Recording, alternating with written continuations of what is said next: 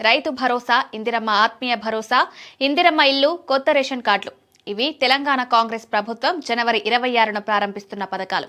ఒకేసారి 4 పథకాలు ప్రారంభం కావడం మామూలు విషయం కాదు. ఇది ప్రతిపక్ష బీఆర్ఎస్ కి పెద్ద షాక్ లాంటిదే. ఎందుకంటే పథకాల లబ్ధి పొందేవారు కాంగ్రెస్ కి దగ్గరవుతారు. రాజకీయంగా కాంగ్రెస్ కి కలిసొస్తుంది. పథకాలు అమలవ్వట్లేదని విమర్శిస్తున్న బీఆర్ఎస్ కి ఇది ఇబ్బంది కలిగించే అంశం. ఈ 4 పథకాలకు సంబంధించి లబ్ధిదారుల జాబితాలు రెడీ అయ్యాయి. 16,348 గ్రామ సభల్లో లబ్ధిదారుల పేర్లను అధికారులు చదివి వినిపించారు. పేర్లు లేని వారి పేర్లను జాబితాలో చేర్చారు. ఇవాళ ఈ జాబితాలను కంప్యూటర్లలో డేటా ఎంట్రీ చేస్తున్నారు.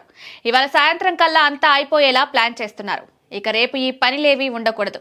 డైరెక్ట్ గా సీఎం 4 పథకాలు ప్రారంభించడం, ఆ ప్రకారం లబ్ధిదారుల అకౌంట్లలోకి మనీ జమ కావడమే జరగాల్సిన పని. జనవరి 26న సీఎం రేవంత్ రెడ్డి 4 పథకాలు ప్రారంభించాక వెంటనే జిల్లాల పర్యటనలు మొదలవుతాయి. ఎక్కడికక్కడ సీఎం, మంత్రులు, ఎమ్మెల్యేలు, అధికారులు జిల్లాల్లో పర్యటిస్తూ లబ్ధిదారులకు 4 పథకాల ప్రయోజనాలను స్వయంగా అందిస్తారు. సీఎం హైదరాబాద్ దగ్గరలోని ఏదైనా గ్రామానికి వెళ్లడం లేదా తన జిల్లా అయిన మహబూబ్ నగర్ జిల్లాకు వెళ్లే ఛాన్స్ ఉంది. 4 పథకాల్ని ఒకేసారి ప్రారంభించడం చిన్న విషయం కాదు. అందుకే 26న పెద్ద పండుగలా జరపాలని, ఊరూరా వేడుకలు జరపాలని కాంగ్రెస్ డిసైడ్ అయింది.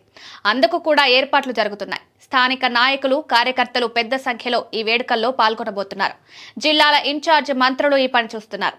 ఎవరైనా పథకాల లబ్ధిదారుల జాబితాలో తమ పేరు లేదనుకుంటే ప్రజాపాలనలో తిరిగి దరఖాస్తు పెట్టుకోవచ్చని ప్రభుత్వం తెలిపింది. పథకాల వివరాలు చూస్తే రైతు భరోసా కింద వ్యవసాయ యోగ్యమైన భూములున్న రైతులకు సంవత్సరానికి ఎకరానికి 12,000 రూపాయల చొప్పున ప్రభుత్వం ఇవ్వబోతుంది. భూమి లేని రైతు కూలీలకు ఇందిరమ్మ ఆత్మీయ భరోసా కింద సంవత్సరానికి 12,000 రూపాయలు ఇవ్వబోతుంది. ఇందులో తొలి విడతగా జనవరి 26న 6,000 చొప్పున ఇవ్వనుంది. ఇందిరమ్మ ఇళ్ల విషయానికి వస్తే స్థలం ఉన్న వారికి ఇల్లు కట్టుకునేందుకు 5 లక్షల చొప్పున ప్రభుత్వం 4 విడతల్లో మనీ ఇస్తుంది. ఇలా తొలి దశలో ఈ పథకంలో భాగంగా నియోజకవర్గానికి 3,500 ఇళ్ల చొప్పున నిర్మాణానికి మనీ ఇవ్వనుంది. ఇక 40 లక్షల మందికి లబ్ధి చేకూరేలా కొత్త రేషన్ కార్డులు ఇవ్వబోతుంది. ఇవన్నీ పూర్తిగా కొత్తవి కావు.